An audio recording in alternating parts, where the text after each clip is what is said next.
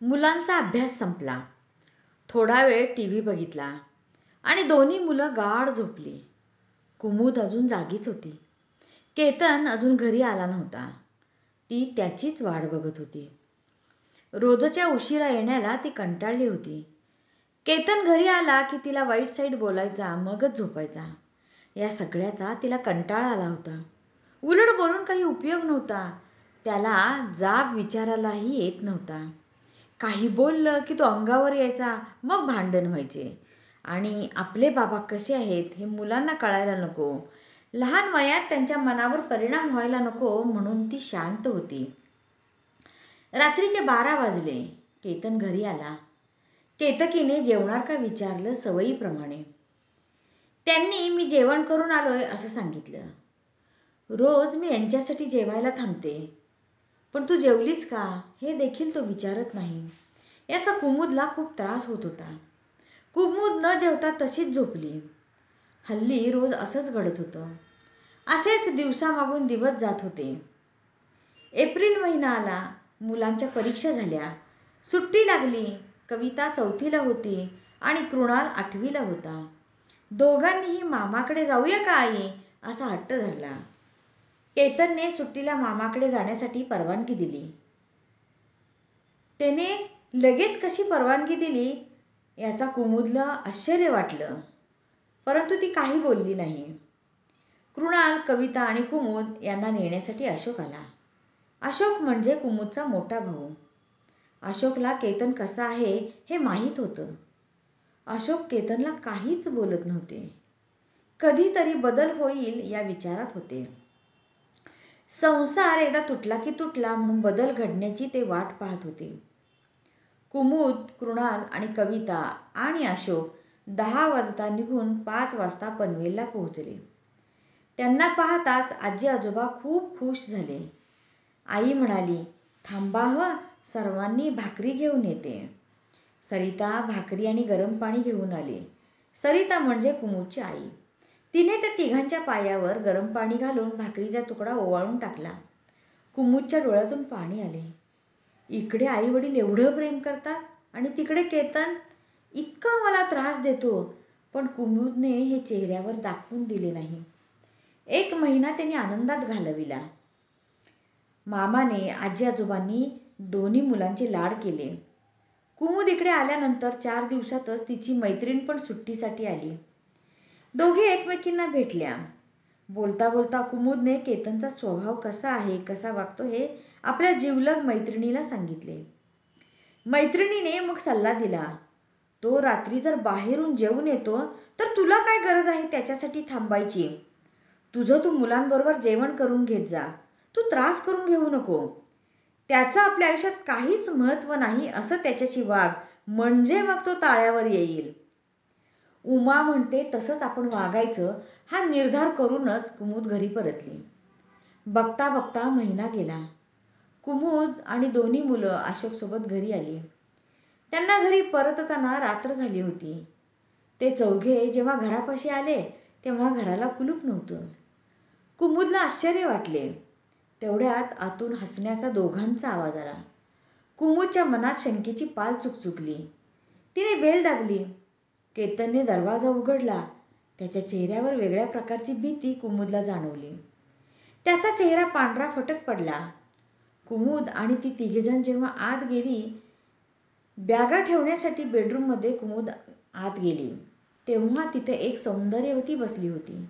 कुमुदला मोठा धक्का बसला. तिच्या पायाखालची वाळू सरकली. डोळ्यासमोर अंधारी आली. ती मटकन खाली बसली. तेवढ्यात मुलं आईच्या पाठोपाठ बेडरूममध्ये आली.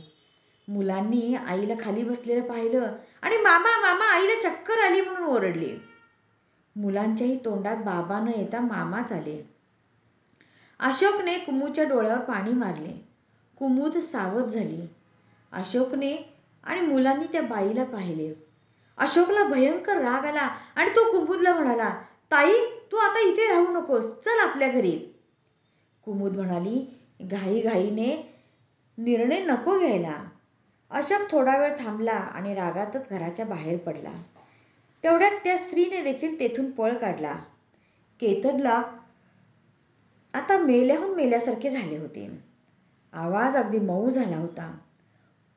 कुमुद त्या स्त्रीबद्दल विचार करत होती. केतन म्हणाला, ही माझी मैत्रीण आहे. तेव्हा कुमुद म्हणाली, मी विचारले का तुम्हाला? आता माझ्या लक्षात येते की तुम्हाला घरी यायला उशीर का होतो आणि रोज तुम्ही कुठे जेवता. मी आवडत नव्हते तर मला स्पष्ट सांगायचं होतं. मी तुमच्या आयुष्यातून बाजूला झाले असते. तिने कसाबसा स्वयंपाक केला, दोन्ही मुलांना जेवायला घातलं. कृणाल रडायला लागला. केतकीला काहीच कळत नव्हतं. ती मामाकडे जाऊन मजा करून आल्यामुळे आनंदात होती. ती बाबांना सारखी गमती-जमती सांगत होती. बाबा ऐका की माझ्या गमती-जमती म्हणत होती. पण केतनचे तिच्याकडे लक्ष नव्हते. केतकी हिरमुसली आणि झोपायला गेली. कुणाल देखील झोपायला गेला. केतनने बोलण्याचा प्रयत्न केला. अगं ती माझी मैत्रीण आहे कुमुद. गैरसमज करून घेऊ नकोस. मला आता तुमचं काहीही ऐकायचं नाही. जे पाहायचं होतं ते मी माझ्या डोळ्यांनी पाहिलं.